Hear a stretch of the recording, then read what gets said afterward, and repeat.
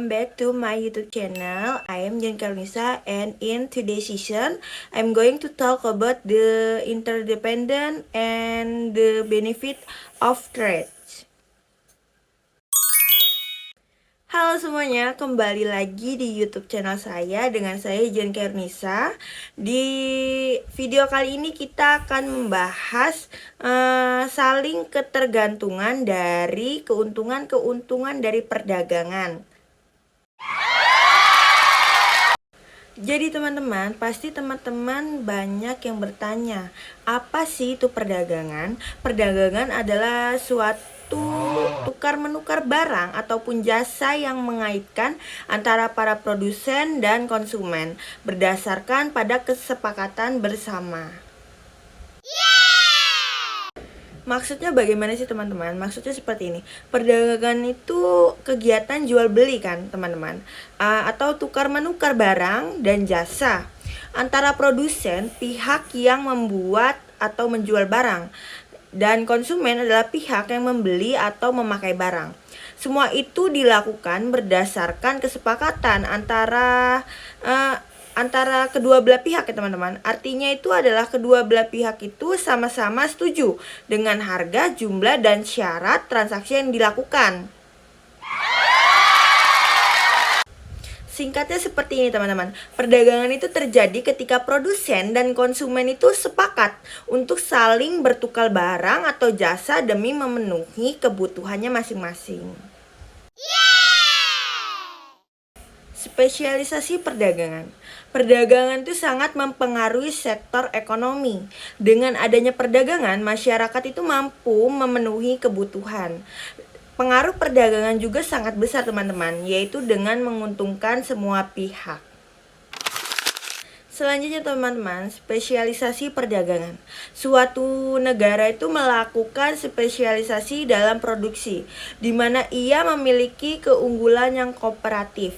Jika suatu negara itu melakukan spesialisasi produk dengan mengekspor barang, maka negara tersebut akan memperoleh manfaat dari perdagangan internasional.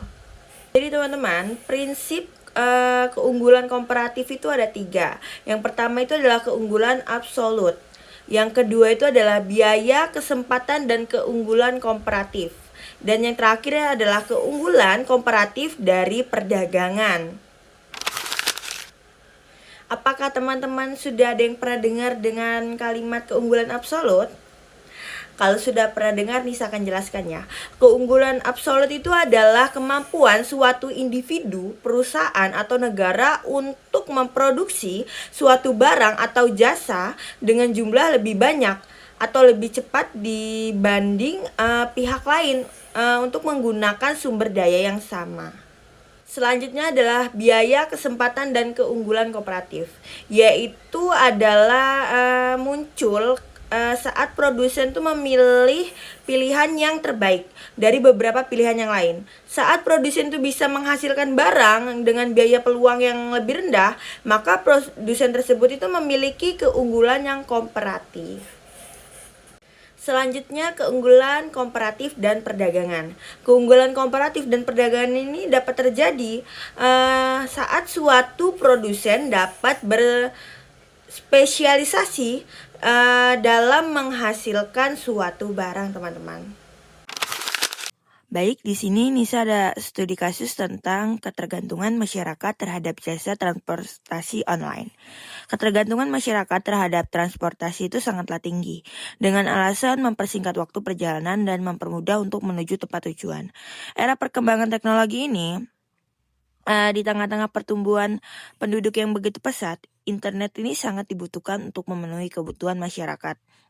Kehadiran jasa transportasi online yang menggunakan internet sangatlah berpengaruh pada masyarakat dalam segala aktivitas secara efisien dan cepat. Jika dahulu ojek dikelola secara konvensional dan kepemilikan tunggal, sekarang muncullah bisnis baru, yaitu usaha komersial yang menyediakan jasa transportasi bagi umum dan dikelola secara profesional.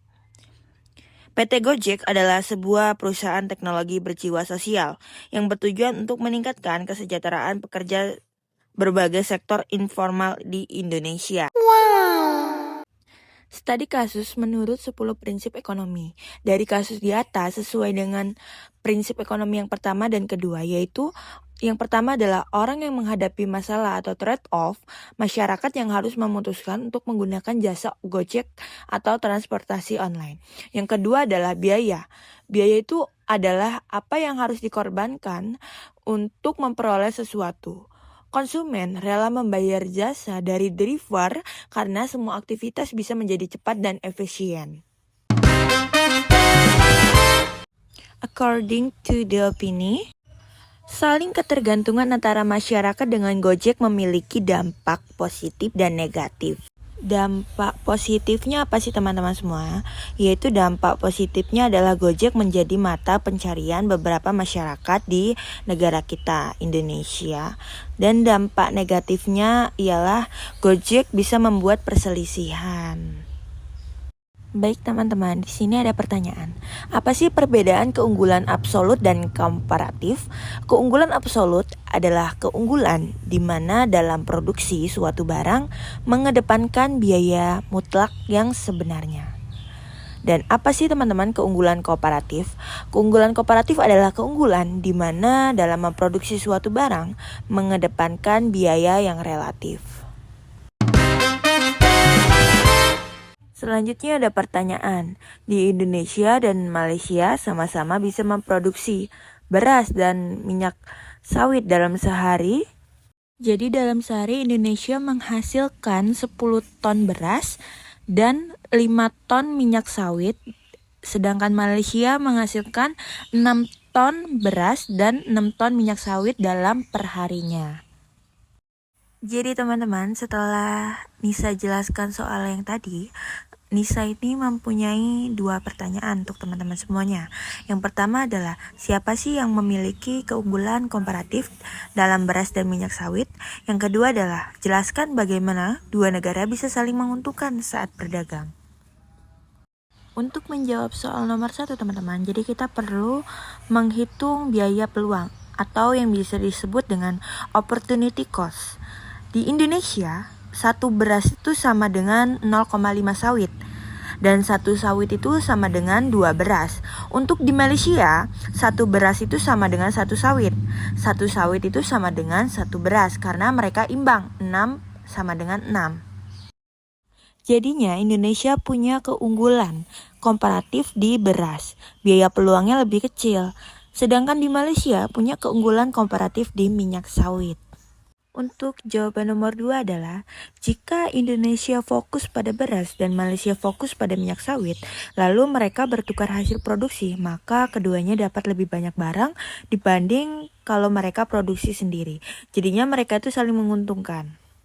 Jadi teman-teman, kesimpulan dari soal yang tadi Nisa bacakan, dengan adanya perdagangan, Indonesia dan negara Malaysia ini saling bergantung dan sama-sama menguntungkan. Jadi teman-teman, kesimpulan dari materi yang Nisa bawakan tadi adalah perdagangan itu membuat negara atau daerah saling bergantung karena mereka memanfaatkan keunggulan masing-masing untuk mendapatkan barang atau jasa yang dibutuhkan, sehingga semua pihak memperoleh keuntungan bersama. Jadi itu dia pembahasan kita pada hari ini, saling ketergantungan dan keuntungan dari perdagangan. Semoga video ini bisa membuka wawasan teman-teman semuanya. Dan jangan lupa like, comment, dan subscribe biar kita bisa terus belajar bareng di video ini. Terima kasih yang sudah menonton and see you next time. Bye-bye.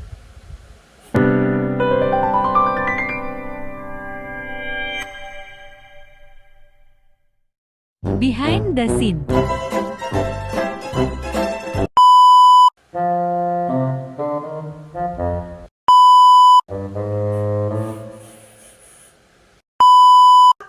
Untuk saling bertukar barang.